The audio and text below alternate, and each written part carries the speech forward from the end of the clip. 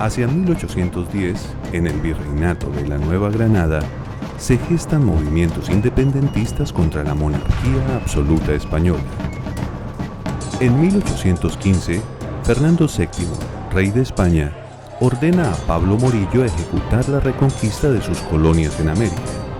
Durante 4 años, a sangre y fuego, Morillo instaura el régimen del terror.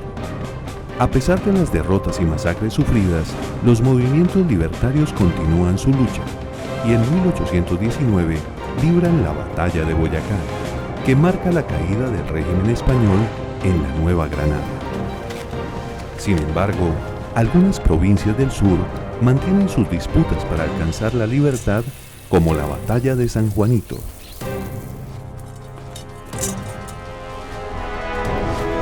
Acompáñenos a reconstruir la historia de esta batalla, decisiva para la independencia del Valle del Cauca y para abrir el camino al ejército comandado por Bolívar para independizar el sur de la Nueva Granada.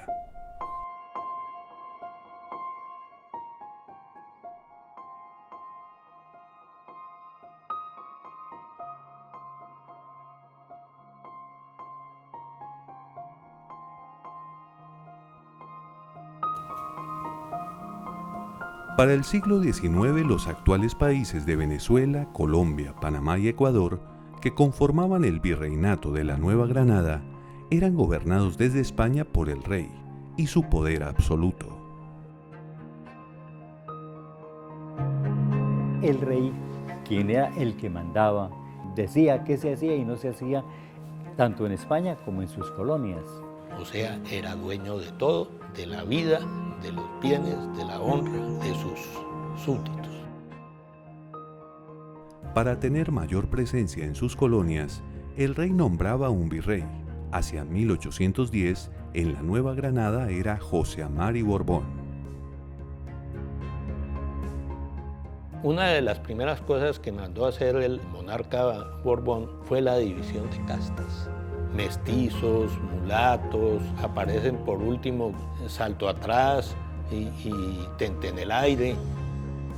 El pueblo había sido maltratado en todo sentido, en impuestos, en alcabalas.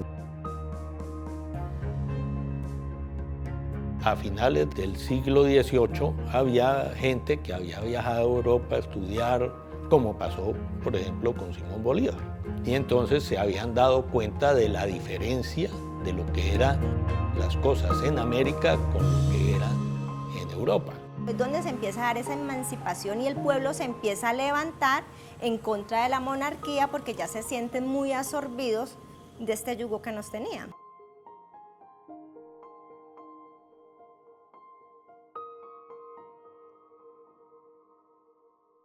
Los criollos que se sentían humillados, se sentían menospreciados por la monarquía española.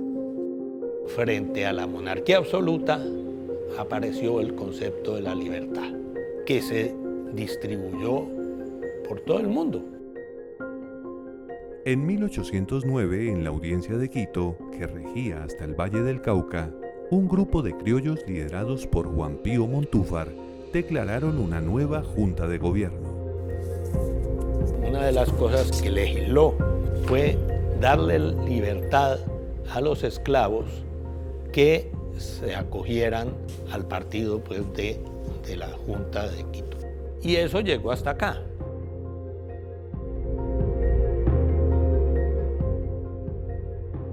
La parte libertaria, la oposición contra la monarquía, nace en Cali, en un 3 de julio, contra el régimen de Popayán, de Tacón y Rosique. El acta de independencia del 20 de julio es muy clara y la de Cali también es muy por el estilo. Declaran la independencia y le piden al rey Fernando VII que venga a gobernar acá. Un afecto indirecto al rey, pero no a sus gobernantes. De allí que se decía, ¿no? Viva el rey, pero abajo el mal gobierno. La semilla patriótica cada vez se hizo más fuerte en el Valle del Cauca, donde sus dirigentes reclamaban mayor autonomía de gobierno y crearon las ciudades confederadas. Eso fue una proeza de Joaquín Caicedo y Cuero cuando él, habiendo recibido ya las noticias de que en el Ecuador había ocurrido un grito de independencia, él empezó a salir de pueblo en pueblo y creó las 6 ciudades amigas del Valle del Cauca o las ciudades confederadas, a la par de que se constituía un estamento administrativo legal, porque ellos nombraron su junta de gobierno, ¿sí? Se creó un ejército confederado. Que fue el que peleó en el Bajo Palacé. El Bajo Palacé fue enfrentamiento entre las tropas de las ciudades confederadas y las tropas del gobernador Miguel Tacón. Es la primera sangre que se corre en Colombia de la independencia. Empieza realmente la guerra de independencia.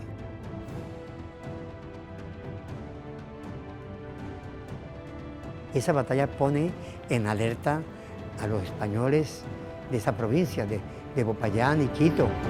Entonces, cuando ya logran conformarse y crear un ejército más sólido, es donde se empiezan a dar este recorrido de las batallas que vamos a encontrar a lo largo de este periodo.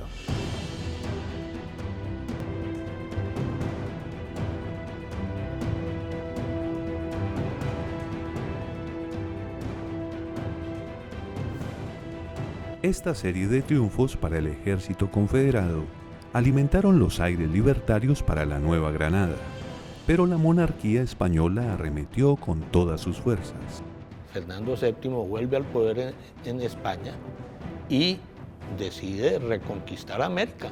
Nombró a Pablo Morillo comandante de las fuerzas y lo envió con una orden perentoria de rescatar para España las colonias que habían sido perdidas en ese entonces. Él fue dotado con una armada constituida entre 10 y 12.000 hombres, con gente con experiencia militar.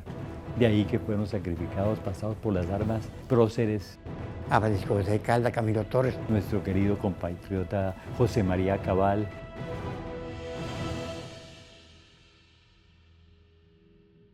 Fue una etapa muy sanguinaria. Llegando a una última confrontación que hubo con este ejército de ciudades confederadas, que fue la batalla de la Cuchilla del Tambo. La Cuchilla del Tambo fue un fracaso para el ejército confederado. Hasta allí llegan las ciudades confederadas.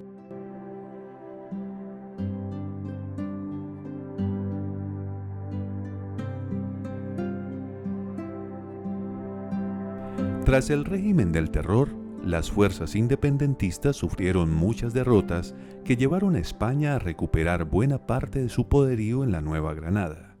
Sin embargo, el sentimiento patriota se mantuvo vivo. La mayoría de la gente había perdido parientes, el que se volvió malo fue el rey. Eso hizo que el apoyo patriota fuera más general. Ya Bolívar define hacer la campaña libertadora. Y entonces decidió tomar primero Santa Fe. Hubo la batalla del Pantano de Vargas y después la batalla del Puente de Boyacá.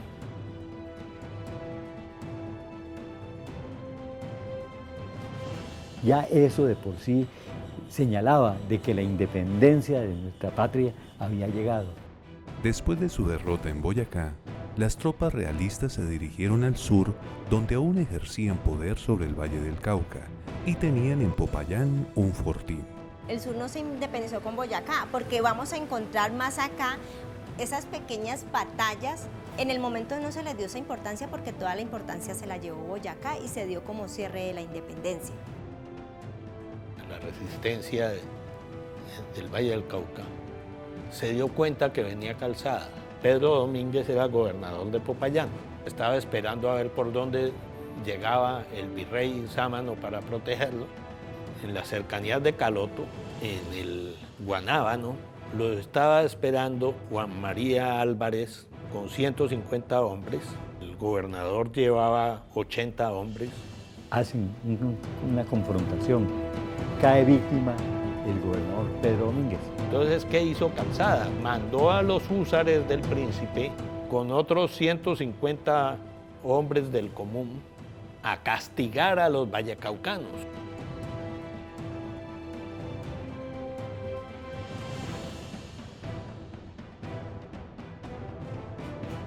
Lo que mandó Calzada era, bueno, vamos a pelear al centro del valle, pero vamos a ser sangrientos. Buga tenía unos límites que llegaban casi hasta Cartago y limitaban con Cali, más o menos 4.000 habitantes, pero aún seguían siendo gobernados por españoles. Publicaron un bando en la plaza de guerra a muerte. La bandera negra era símbolo de acabar hasta con quien se presentara.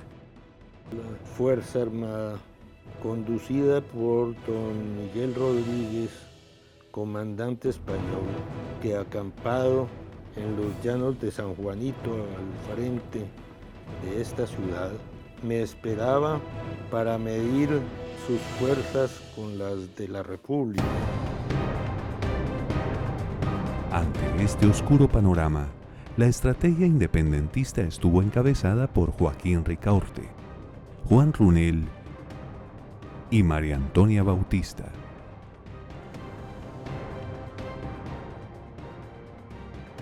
Ricaurte era un hombre fuerte, conocedor del terreno. Había peleado en las tropas de Bolívar desde antes de San Mateo. Y con ansias de independencia. Juan Runel era un corsario, como muchos llegaron a Colombia. En Cali vendió sus servicios como mercenario, se hizo militar, se hizo a un buen ejército.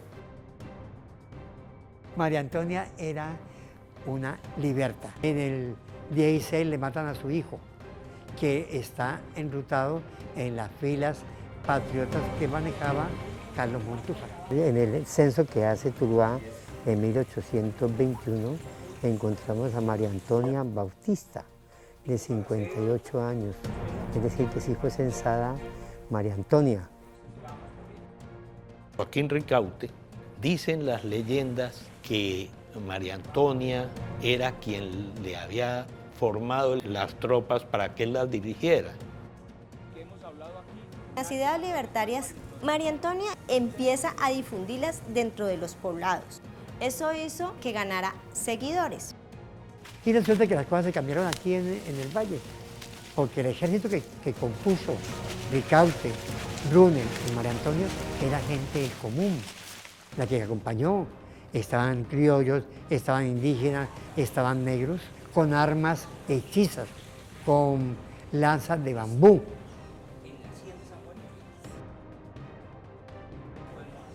Si tenemos a Ricaurte escondido en un pueblito que hoy se llama Ricaurte y María Antonia en otro pueblo, vemos cómo estaba la organización. Ella debía ser el contacto y como era mujer y morena casi negra, pues nadie se percataba de qué podía estar haciendo yendo a un pueblito. Así conseguían tener una información rápida y sin que nadie lo estorbara. Eso a la hora del conflicto fue decisivo. A María Antonia le habían fusilado a su hijo al lado del coronel Montúfar en la Plaza Mayor. Y por eso es que ella busca, lo uno, vengar a su hijo, y la otra, la libertad y el destierro total de los españoles. Así fue que al siguiente día 28 y al toque de las 12, a un tiempo se ejecutó este proyecto, dirigiéndose en el mejor orden posible el mismo llano de San Juanito, donde se hallaba formado el enemigo. ¡Soldados! ¡Ataquen por el flanco derecho! ¿Y ustedes? Vamos a rodear la casa por el flanco izquierdo. Joaquín Ricaurte, que fue el general encargado de comandar el ejército patriota en esta batalla, tenía más o menos unos 1000 hombres, ¿no? 700 de caballería, 200 de infantería y 100 de fusilería. Llegó al campo de San Juanito y más o menos a una cuadra de radio situó sus tropas alrededor de la casa. Cuando llegó Runel, la ventaja que traía era que la mayoría de sus hombres venían armados. Resulta que como la mayoría de esos fusileros eran negros, Rodríguez dijo, no, los saco con la caballería. y mandó 60 jinetes a atacarlos. Y quedaron ahí muertos porque los estaban esperando los fusileros de Runel. Los otros creían que no eran entrenados para la guerra, entonces esperaban que simplemente se asustaran y salieran a correr. Acometiendo intrépidamente a la infantería que los rechazó con un fuego vivo y auxiliado de la caballería, correspondió uno y otro cuerpo con tanto valor que quedó el campo cubierto de cadáveres, escapándose muy pocos que volvieron a su cuartel. Estaba el ejército español resguardado dentro de la casa y había necesidad de sacarlos de allí. Ricaute dice que él mandó quemar el trapiche. Mercado dice que Joaquín Bermúdez, alias Huasca, fue el que quemó el trapiche. Ricaute dice que también ordenó quemar la casa. Parece ser que no era lo mismo de fácil quemar la casa, porque era de teja. Pues la única que se le midió a quemar la casa fue María Antonia, no se sabe cómo. Tomás Cipriano de Mosquera dice que María Antonia Bautista, viuda de Ruiz, montada en su caballo, le prendió candela a la casa. Se logró acosarlos de tal manera que obligaron a que los españoles cambiaran la bandera negra por una bandera blanca, solicitando rendición. Hice batirla de paz y conducirla por uno de mis soldados a mi campo. Vista por su jefe, salió este apresuradamente contestando que él era el comandante y que yo propusiera los tratados. Dijimos que había empezado a las 12 del día, son 6 horas de combate. Importancia ahora tiene el hecho de que siendo mujer y siendo negra, definió la batalla por gente que recogió para completar el número de combatientes y porque fue la que prendió candela a la casa y definió la batalla. Era algo sorprendente para la época. Y que la infantería sostuviese el fuego por los puntos que daba lugar al cerco que rodeaba la casa.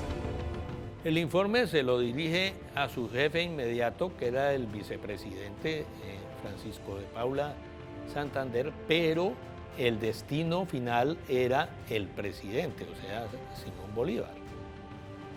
Por primera vez se logra como despertar el sentimiento de vallecaucanidad, en la cual fue no una guerra de criollos, no fue una guerra de héroes, sino guerra del pueblo como tal. De ahí que surge la imagen de nuestra heroína, María Antonia Ruiz, que es una protagonista de primera línea de la batalla de San Juanito. Y podemos decir de que San Juanito fue la base para que la campaña libertadora siguiese hacia el sur. Simón Bolívar, cuando sabe el resultado de la batalla de San Juanito, se entusiasma y entonces le dice a Santander: hay que organizar una tropa de 3.000 hombres para ir al Cauca y preparar la toma de Pasto y de Quito. Lo más importante fue que hubo una batalla que fue ganada por la gente del común, que fueron patriotas, se ganaron la batalla a puño. Lo más importante de la batalla de San Juanito, que fue el cierre de la ola independentista que se venía dando. La importancia de San Juanito es que el Valle del Cauca sí alcanzó su independencia absoluta ya.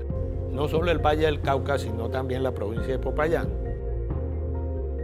Tengo el honor de comunicar a vuestro Señor este nuevo feliz con que el Todopoderoso ha querido beneficiarnos, castigando de este modo el orgullo y osadía de los cobardes españoles, tanto más cuanto que sus pérdidas. En los archivos que tenemos hubo un reporte muy importante que hace Joaquín Ricaute Torrijos. Se siente feliz después de haber triunfado en la batalla de San Juanito. Salud y libertad, Cuartel General de Buga, septiembre 29 de 1819, Joaquín de Ricaute.